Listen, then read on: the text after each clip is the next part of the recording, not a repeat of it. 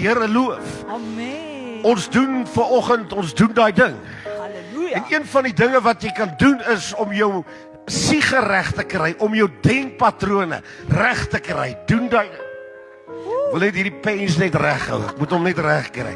Om daai ding te doen, begin hier. Dit sal hierdie kursus jou leer as jy hom wil doen. Halleluja. Hy begin hier en om God te loof.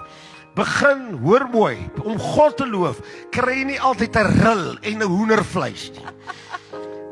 Hoor hier, ek geniet die salwing. Ja. Ek geniet die heerlikheid van God.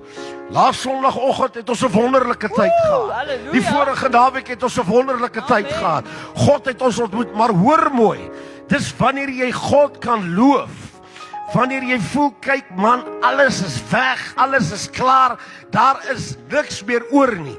En jy kan daar in jou kombuis of in die toilet gaan staan. En die mense wat daar by die kantoor en die badkamers in kom dink, hey, hier's fout. Ons moet hierdie ou by Human Resources uitkry. Want hy hoor daar in die badkamer. Ek wil die Here loof. Die Here loof. Want ek wil die Here loof.